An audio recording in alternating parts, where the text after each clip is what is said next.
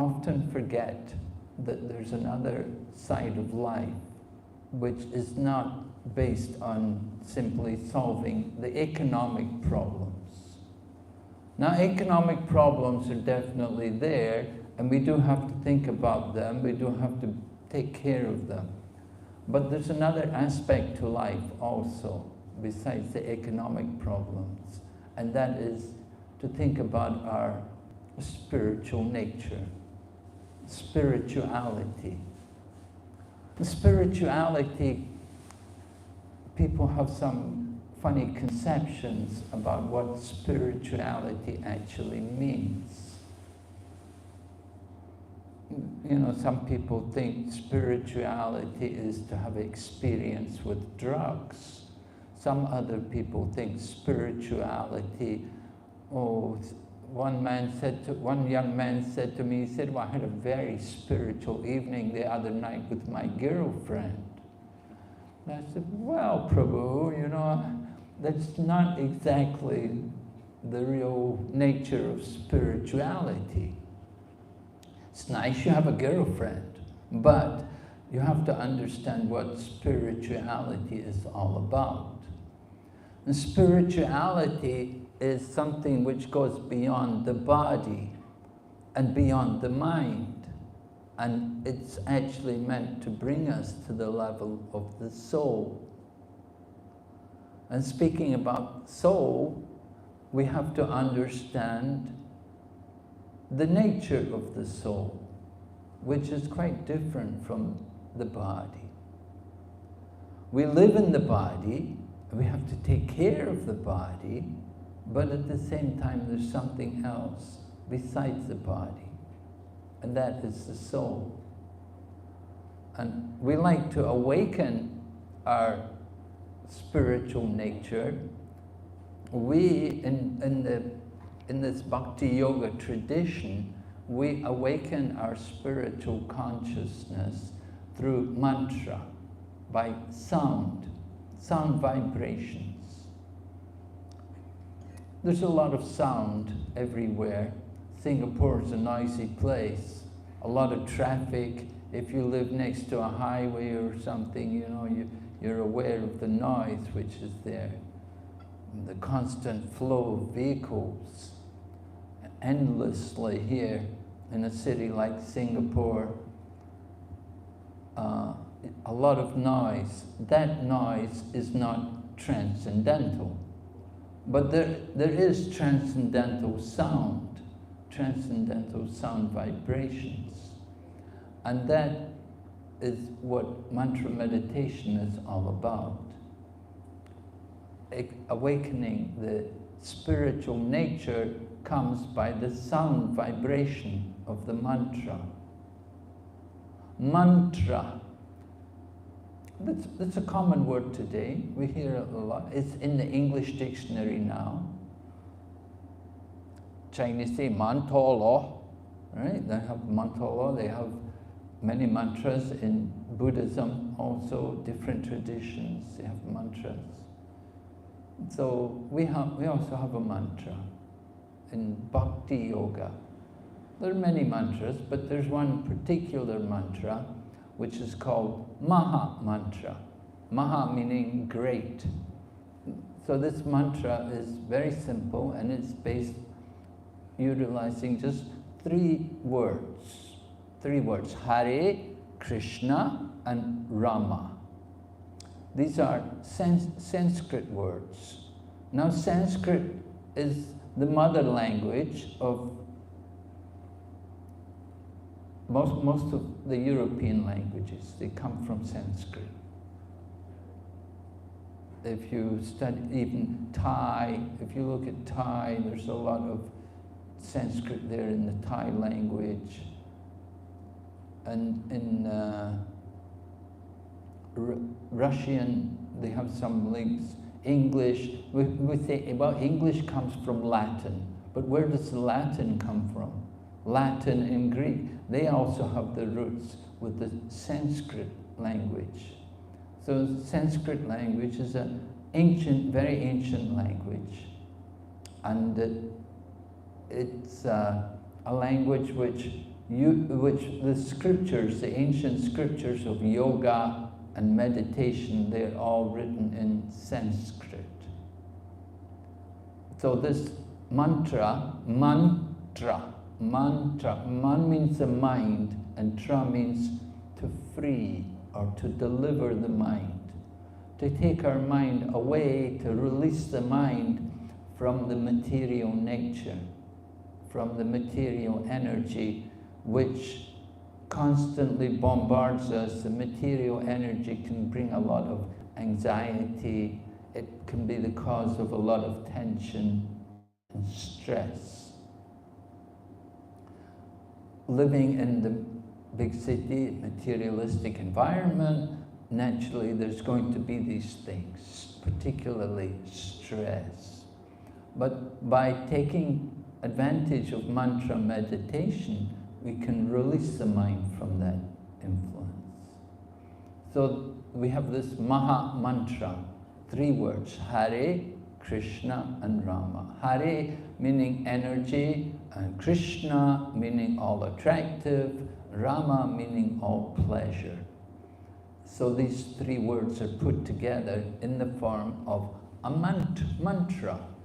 They're put together in a combination which will bring the transcendental sound vibration, which will release the mind from the material energy. It acts just like the vaccine. You know, they have the vaccine, everybody in Singapore is vaccinated, you have the vaccine. Vaccine is supposed to protect you, and so mantra is like that, it's like a vaccine, protects us from the material energy. So the mantra, I'll just tell you the mantra, and Hare Krishna, Krishna Krishna, Hare Hare, Hare Rama, Rama Rama, Hare Hare. This is the Maha Mantra. And in this combination, by putting the words together in this manner, it's put together in such a way that it can be utilized to produce transcendental sound vibration. And we perform the meditation. You can do it either by chanting to yourself or by chanting together. When we chant together, it's called kirtan. When we chant individually, that's more our own personal meditation. But when we come together and chant, that is called kirtan. And this kind of meditation has become popular, particularly, although it originates from India, it's become very popular in the USA. Up in New York State, they have a region there called the Kirtan Belt, where there's many different centers where people are all engaging in kirtan and this chanting of the mantra, doing this mantra meditation. Like I say, there are other mantras, many mantras, but this is called Maha Mantra. From this one mantra, then you can get everything. If you feel you want to explore with other mantras, they're there, but this is the most common, the most effective one, which is recommended for everyone. So I will say it again. You can just Hare Krishna, Krishna Krishna, Hare Hare, Hare Rama, Rama Rama, Hare Hare. Yeah, you have it on the screen, right? So it's usually what we do when we have kirtan, we have instruments like Mataji, you're going to play the harmonium for us and lead a little kirtan? Yeah? You want to do it now? Just for 5 minutes?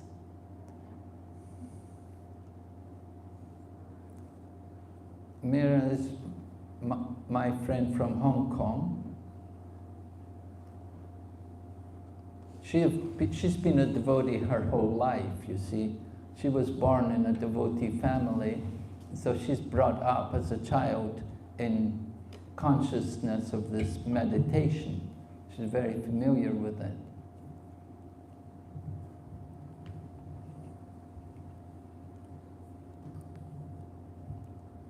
So we often entertain ourselves. We have other instruments, like we play a drum, and we have also finger cymbals, and the harmonium also adds to the tune.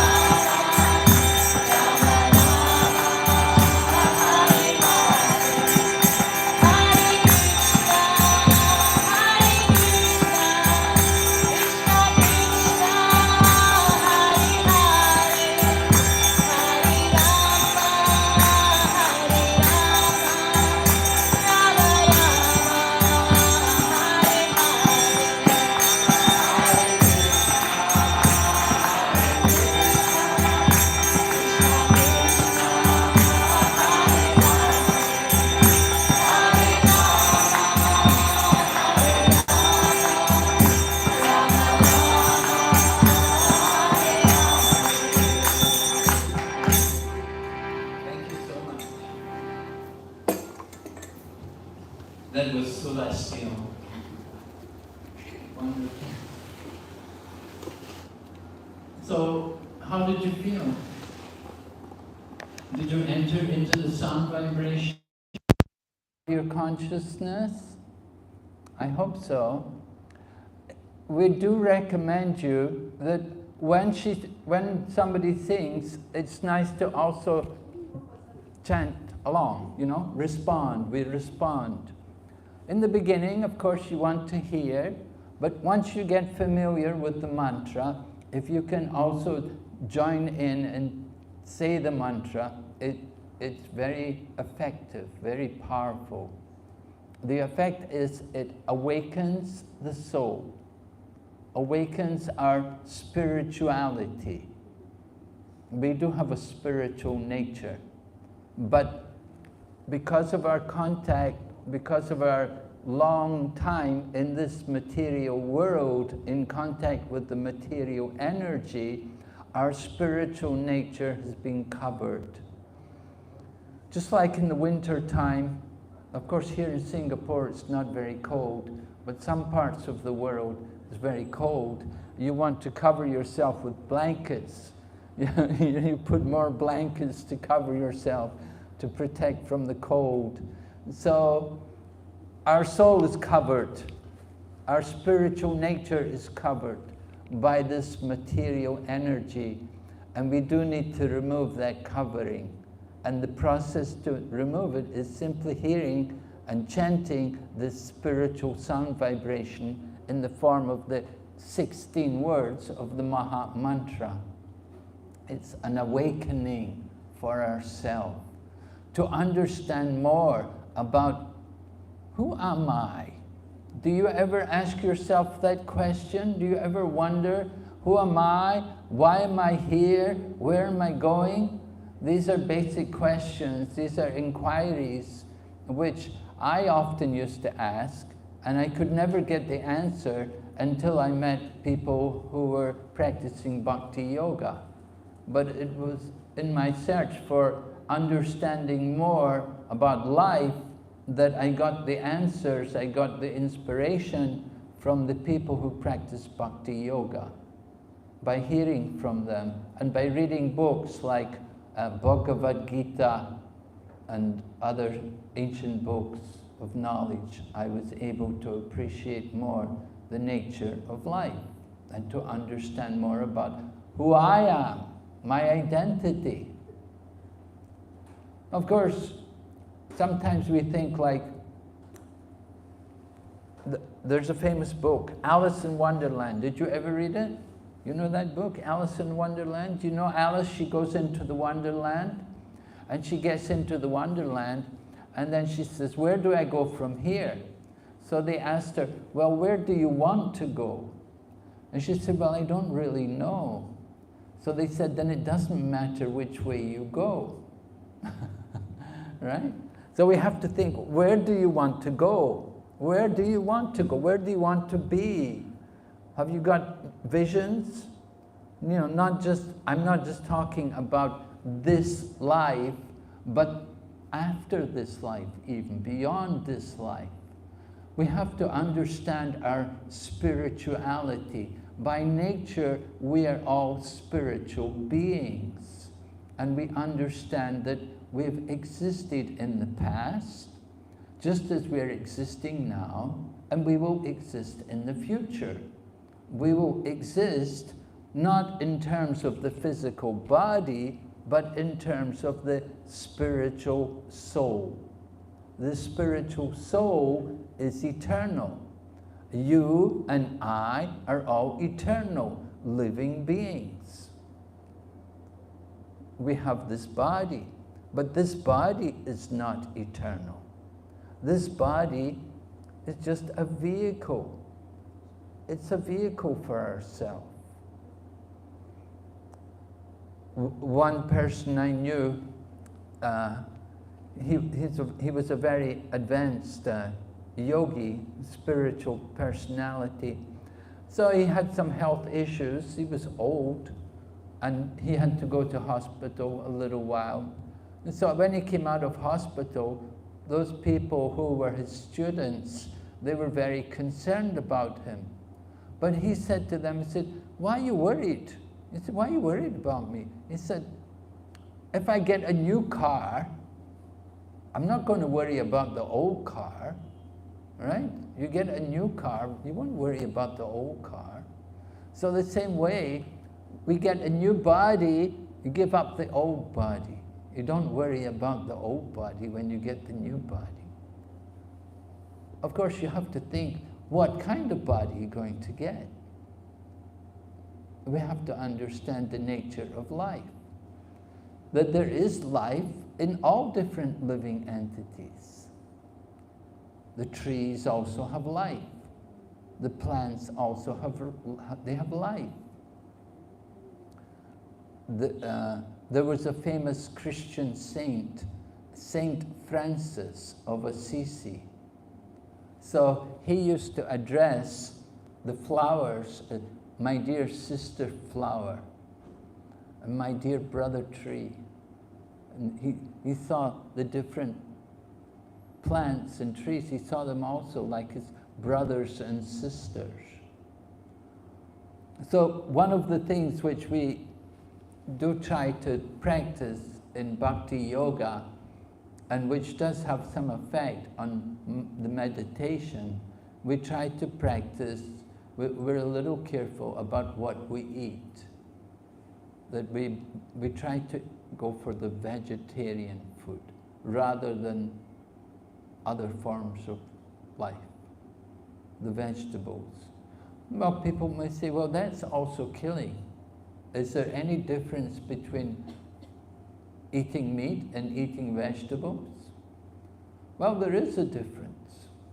There's a difference. Just like there's a difference between people and animals, right?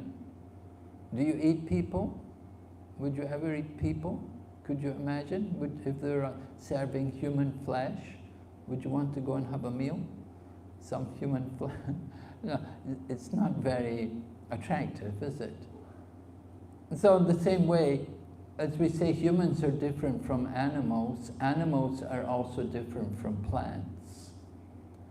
So in order to help to awaken our spirituality, there is some benefit to be a vegetarian, to avoid the meat dishes, because that involves greater violence. You could say, well, there's violence there. You pick the plants out of the ground, you cut the crops, but it's nothing like the violence which is experienced in killing animals. And if you have to go to the slaughterhouse, then it's very brutal. So we do want to think about these kind of things. We want to awaken consciousness, an awareness about life. And principally, we want to become aware about our own self, that this life is a journey. And just now, our human body is only one part of the journey. We're all on a journey. We're traveling, and we have been traveling for a long time. Just like you say, no, I don't travel, I just stay in Singapore. I don't travel much, never go anywhere. But where were you before you took birth? Where were you before you were born in Singapore?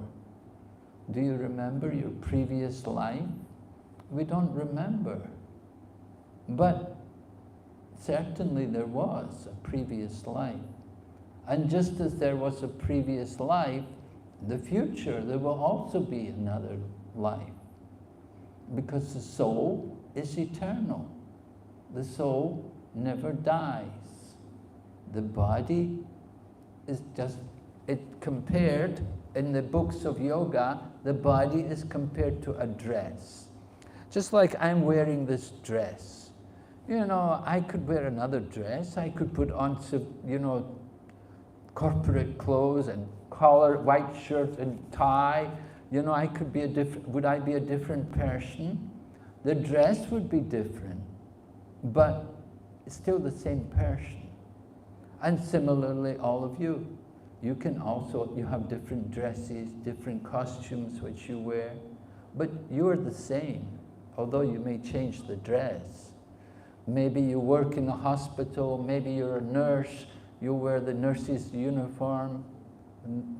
Maybe you're in the police force. You have the police uniform. So similarly, I'm wearing this dress. This is the dress of our yoga institution, the dress which is worn by the formal monks, those who practice the tradition in a full-time manner. So I want to identify myself in that way. I want people should know what I do, what is my profession. So from the dress they can understand. But the dress is not the person. We change the dress.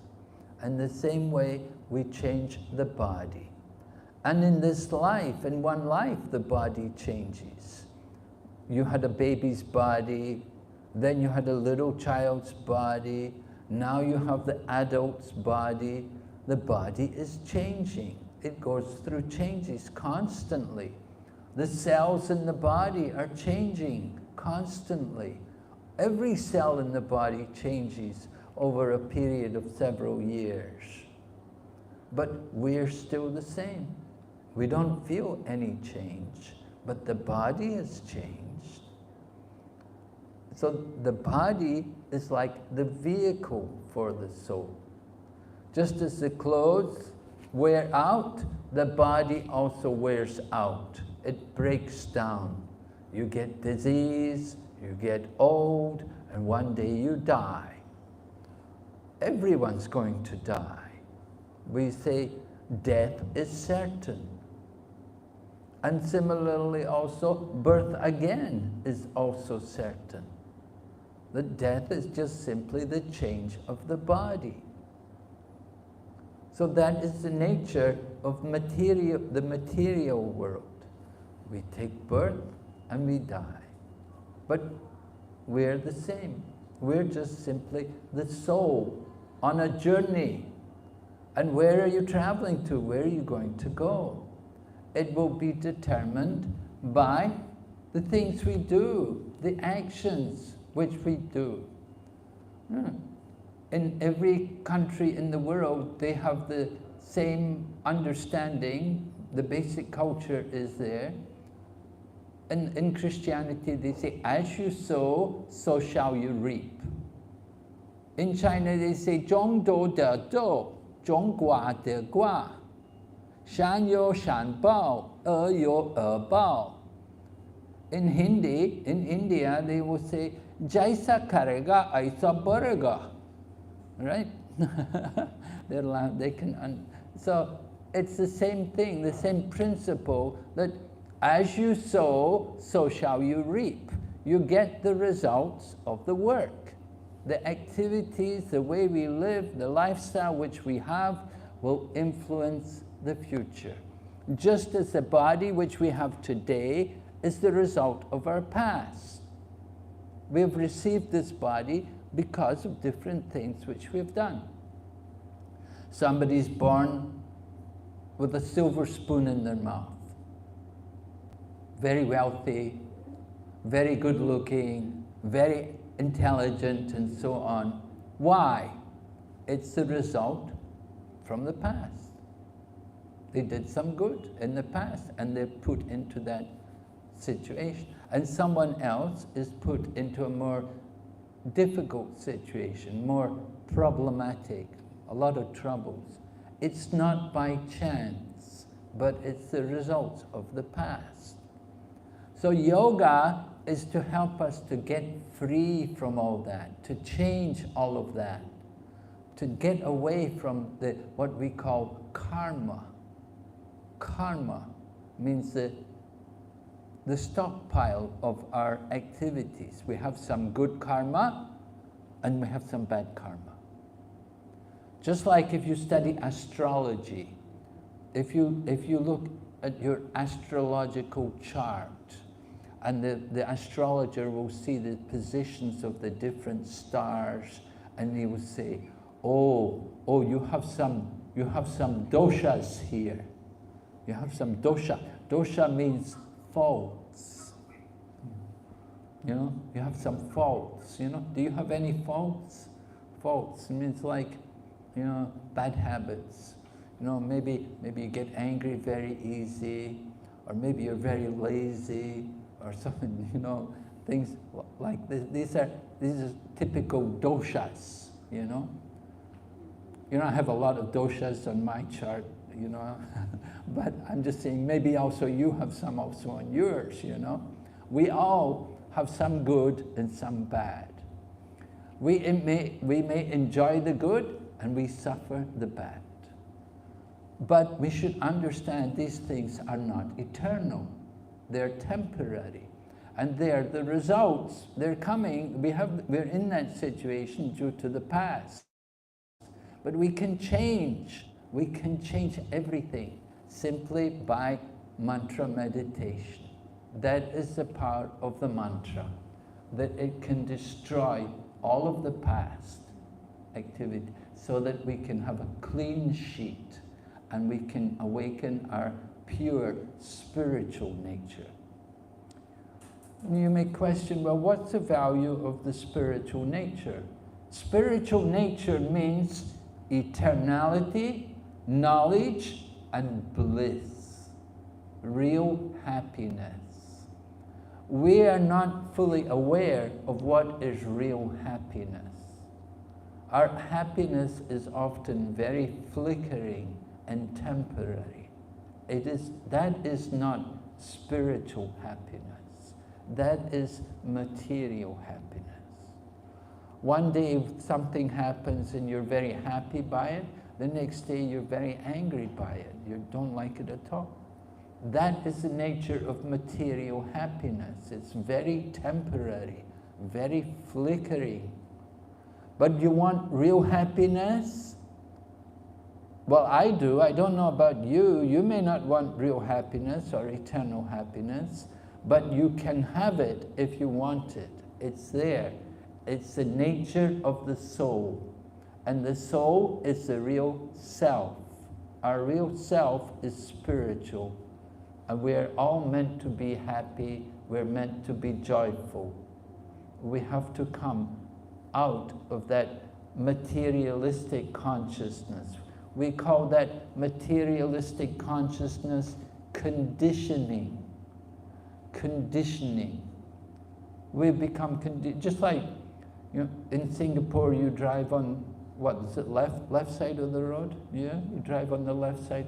I'm not a driver, I don't know, but okay, you drive on the left side of the road, and from the British, drive on the left side. We're conditioned to drive on, and you go to America, you think, oh, hey, they're driving on the wrong side of the road here, you know. But in America, everyone drives on the other side of the road. They're conditioned in that way. In the same way, we are conditioned in this world. We're conditioned to think of ourselves as a material body. And we think we take birth and we die. That is the illusion. That is the great mistake. We have to understand what is the reality. The truth of the matter is we're not bodies. We're not taking birth and dying. We're all eternal spiritual beings. And if we properly understand our spiritual nature, we can come to that consciousness of being very joyful and being very happy. It comes about very easily, simply by singing. Wherever you go, in any situation, any time of the day and night, in any place, you can sing this song. You can sing this mantra to yourself. This is how I began my spiritual journey. I heard the recording on the radio waves or somewhere. Yeah, it must have been radio waves. I heard the chanting and I began to chant. I used to chant myself. walking around, going here and there, I would regularly sing the Maha Mantra. I enjoyed to chant this mantra. It brought me relief from all the anxiety of the world, the stress, the problems which we all face in daily life. We can overcome them all simply by this mantra. Hearing this mantra or chanting this mantra, even more effective. And you can see it's very easy. It's not a difficult mantra. I think in 2 minutes you've all memorized it and you can remember it. Now you just have to apply it. It's like we say, you know, you may make a cake and you want to know, well, how's the cake? Is it good? You have to eat it. When you eat it, then you'll know how good the cake. The proof of the pudding is in the eating. And similarly with the chanting, you want to know how powerful this chanting is? You have to chant. You'll know for yourself. You'll see for yourself how it works, how it brings about an awakening of the self, to understand our spiritual nature.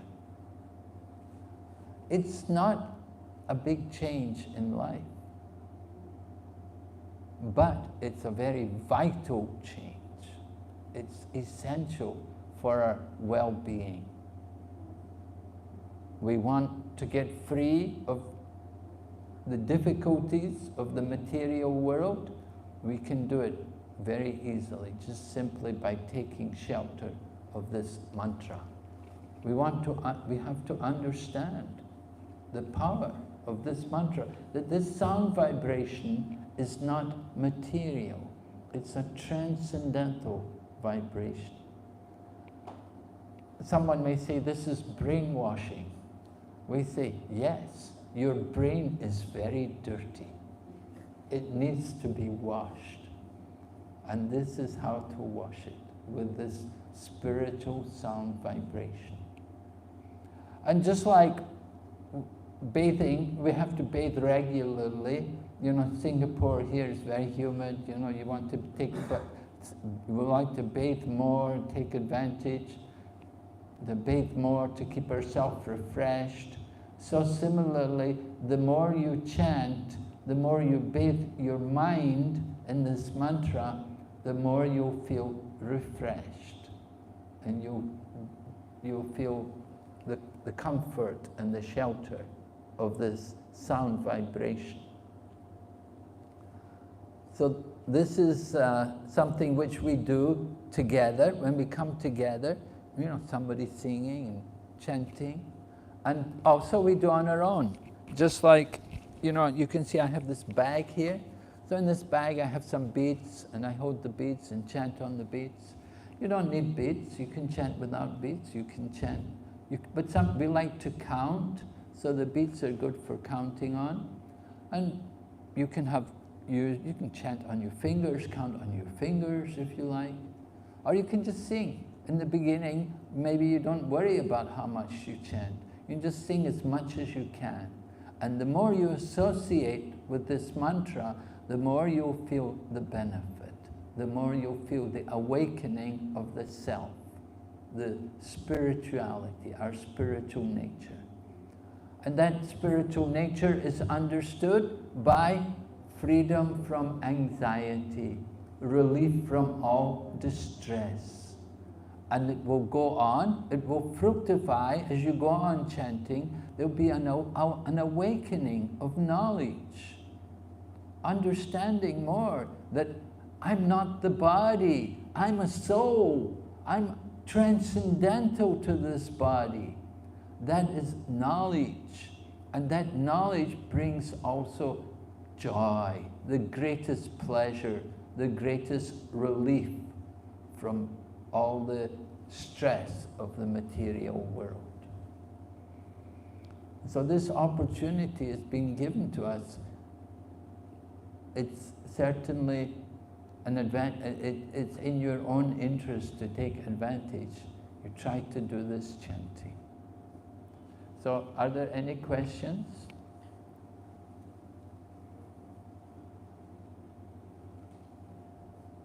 I think that to recommend this chanting to all of you is the greatest gift I could give you here this evening in the short time which we have. But it's also nice if you have the opportunity, if you can get a Bhagavad Gita, you can also read sometimes. It's quite a big book, you know. It's 700 verses, 18 chapters. But you don't have to read it all at one time. You read a little bit here, a little bit there. You can open the book anywhere. And wherever you open it, you do get a treasure of knowledge, an awakening of more truth about the nature of the world and about our own self.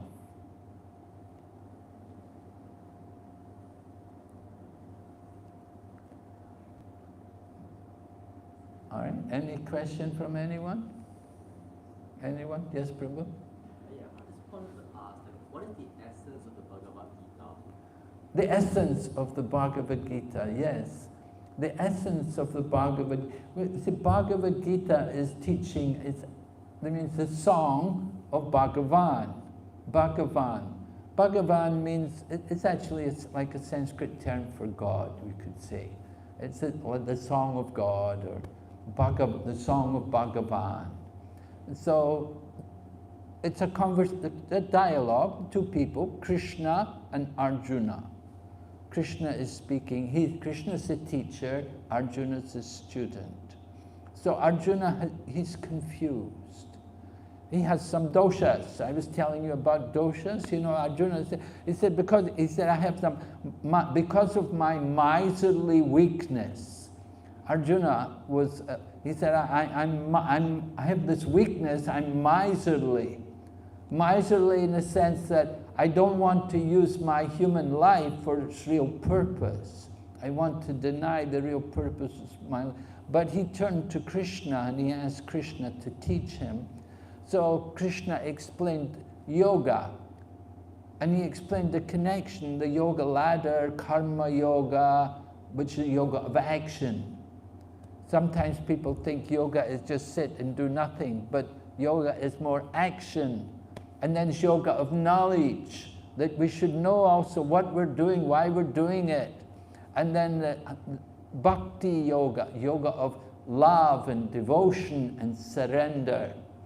So you could say essence of Bhagavad Gita is to understand, first of all, the nature of our own self. That's the beginning of the Bhagavad Gita, to understand myself as a soul, and then to go on understand more about the nature of the soul and how to properly engage the soul so that we can develop further our spiritual nature. So Krishna explains this. He explains many different paths. There are different paths which he will explain. Just like Ashtanga Yoga. We're hearing tonight about Ashtanga Yoga. So that's explained in one section. And Arjuna heard about the Ashtanga Yoga, and he said, oh my goodness, he said, I can't do that. He said, my mind is more difficult to control than the wind. You know, to ask somebody to sit, because you're required to sit and meditate. Any Ashtanga yogis here? You doing Ashtanga yoga? No? No? No? Anyway, if you do Ashtanga yoga, you know, there's steps, you see. And so you start with yam and niyam, rules and regulations, and then asana, different postures, and then pranayama, the nose pressing yoga, controlling the breathing, and then you go on to meditation. So you have to do the preliminary step before you can do the meditation. You have to learn to make your body flexible, because then you have to sit, and you're going to sit for a long time. And people did this Ashtanga Yoga for a very long time. In our present day, our present environment, it's not possible really to do Ashtanga Yoga. We don't have the duration of life. In other ages, people live much longer. They could do that kind of thing. But we have a short life. So we have to have a process which is quickly effective. takes place, and the effect is rapid, and you feel the progress very quickly. You do Ashtanga yoga, and you know, you can really labor. It's very tiring, and it can be quite aching and painful, and very difficult for a lot of people also, just to get people, you know, to sit still, and to, very few people can do that. So there has to be a yoga which is much more effective and more rapid, and that is explained to be the Bhakti yoga. And through the Bhagavad Gita, you'll see the different yoga processes. While they're introduced, their limitations are brought out. And it's encouraged that you should take to this path of Bhakti. It's the Bhakti yoga which is at the top, which is the best and most effective one. And the essence of Bhakti yoga is surrender. Surrender. Surrender means taking shelter of this Mahamantra, particularly chanting the holy name. So the essence of Bhagavad Gita, one word, surrender. Surrender our soul. Surrender our mind. The mind is the real problem. We're fighting with the mind. The mind, the mind always resists.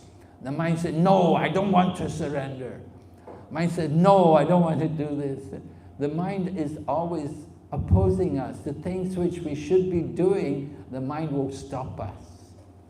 We have to learn to control the mind, to conquer the mind. Do you know how to conquer the mind? It's compared to controlling a wild animal.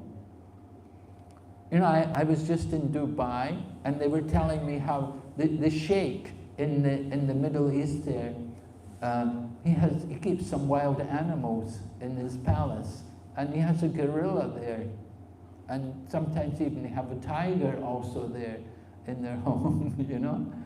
So how do you deal with these animals, you know, if you want to train them? So our mind is a bit like the wild animal.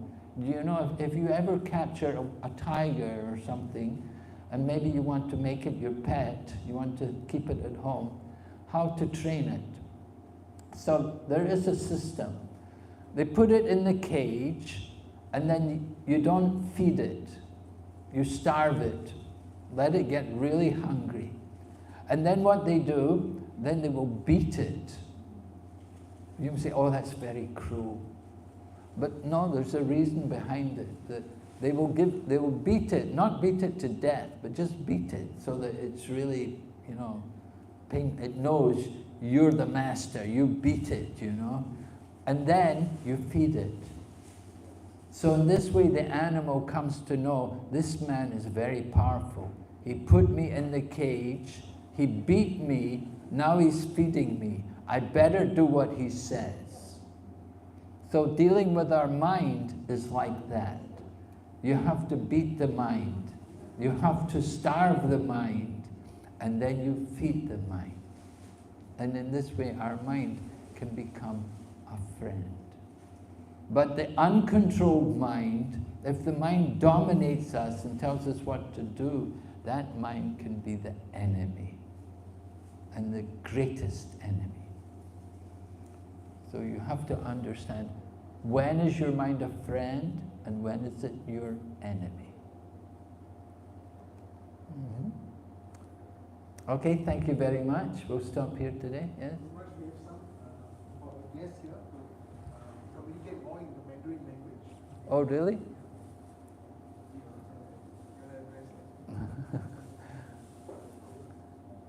Hare Krishna. 你们都是中国人？新加坡人。OK， 你要我讲中文，我希望你听得懂。我是外国人。所以今天晚上我们讲到瑜伽的好处。瑜伽的好处可以帮助我们变成平和，控制我们的心意，了解我是谁。我们有人类的身体，人类的身体可以你应该问我是谁，我从哪里来的，为什么有痛苦，为什么他有快乐，我没有他的快乐，我们都不一样，每个人有自己的业报，can understand you？ 所以前世有的人做得好，有的人做得不好。那现在我们有别的身体，我们可以享受我们的情况。以前做得不好，所以现在我们有痛苦，有经济的问题，有困难，我没有好的气色，我的气色都跟我吵架，我家庭不平和，我们也没有孩子，很辛苦。所以这个是不好的业报。有好的业报，我有钱，我有好的气色，有好的工作，生活很舒服，没问题。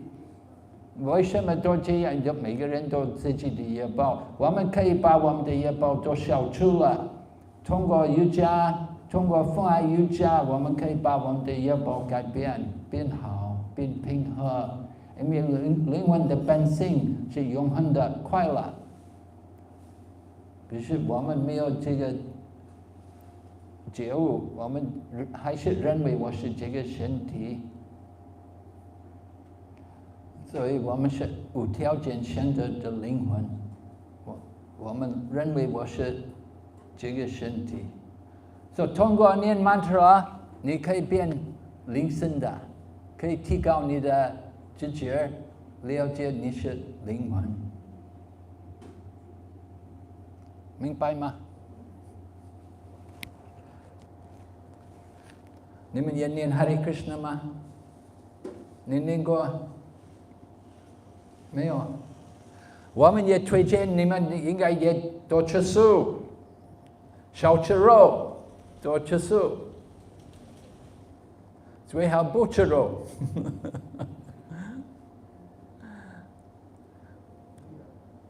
有的人认为吃素没有好吃的东西，只吃一些绿叶菜、有饭，没有好吃的。你不知道做饭，你需要学习做饭。如果你不会做饭，肯定吃素很辛苦，所以你一定要学好，做好素食。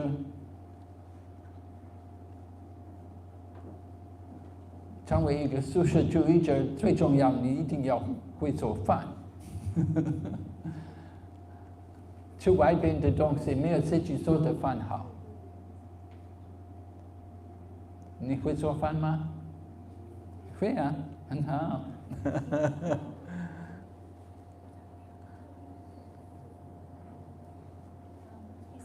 Can I ask a question? Yes. You talk about, the mind, how we can't control it. So my question is, what is the connection between the mind and the soul? Does it mean we have to control the mind in order to awaken the soul? And how do I know whether my soul is awakened or not? Do I need to know? Yes, you need to know. You need to know if your soul is awakened. How do you know if your soul is awakened? If your soul is awake, if the soul is awakened, then we'll act as a soul. We won't act as the body. How does a soul act? We'll act in the consciousness that I am a soul, I'm not the body. In other words, we'll control the senses. The body means the senses. And the most active of the senses is the tongue. The tongue is very active in eating and in talking. And so we will control the tongue, not that we will give up eating or talking, but rather we'll be careful what we talk and what we eat. We'll be discriminating over what is our proper food and what is our proper speech. We should speak words which are truthful and pleasing. We don't want to just agitate others and, create arguments and bad feelings between people. We want to speak words which are truthful and pleasing. And so this is control of the tongue, controlling the senses. Tongue is the most difficult to control. So if you can control the tongue, then you pretty much got it made. So but to control the tongue, you have to understand that you're a soul, you're not the body. If we think in terms of the body, then we'll act for the pleasure of the body. The body wants to enjoy the senses. We want to eat, we want to sleep, we want to mate, we want to defend. This is the animal activities. But the soul is meant to help us to appreciate more the value of the human life. And having a human life is something different from the animal. So it's important for us to try to understand the relationship between the mind and the senses and the soul. We give the example, just like there's a picture which we have, there's a chariot and there are horses. You ever do any horse riding? You ride a horse? You don't, not much chance in Singapore, right? Not much place for horse riding here. Anyway, if you go on a horse, you know, they're pretty powerful creatures, you know. It's really difficult to hold them. You have to really... So the horses are powerful. You have horses pulling the chariot, and the horses are controlled by a rein. The rein goes through the mouth of the horse, and you pull on the rein of the horse, and that way you can, you know, you can get the horse to go left or right or stop. You know, it's all controlled by the reins. So the senses are like the horses. Senses are very strong and powerful, and they have to be controlled by the reins. The mind is like the sixth sense. Generally, we have 5 senses, but the mind is like the sixth sense. It's the king of the senses. But higher than the mind is intelligence. Intelligence is to understand what we should do, what we shouldn't do, what is right, what is wrong. You know, oh, I need some money, I'll just rob the bank. Is that intelligent? It's not very intelligent, no. You don't go and rob the bank, you know. So intelligence guides us what is proper to do and what we shouldn't do. And that intelligence, that is seated next to the soul. So above even the intelligence is the soul. The soul, the intelligence is like the driver who's holding the reins, which is the mind, and the senses are the horse. And then the passenger on the chariot, that is the soul. And the chariot, which they're all seated on, that is the body. The body's a vehicle, the chariot, right? So that is this way we understand the connection between the driver and the reins and the horses. So the senses are the horses, the reins is the mind, the driver is the intelligence, and the passenger is the soul. The body is the chariot. So the intelligence you're talking about, is that the 智慧 in Chinese? 智慧, yeah. 智慧. Then Yeah. the mind would be the 心意. The soul is the 灵魂. Mm-hmm.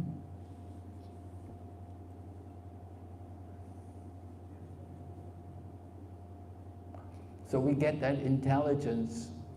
You know, that's why we read the Bhagavad Gita also. It helps to get more intelligence. And by chanting, you chant this mantra also, it awakens that intelligence within us. This knowledge is within us, but it's covered. We have to awaken it. This chanting helps us to bring out, to bring forth this knowledge. Okay? Yes? 你有问题吗？没问题。你要我翻译？不用啊。Okay. Okay, we have some spiritual food, yoga food to distribute to everyone. Thank you very much. Thank you. Hare Krishna.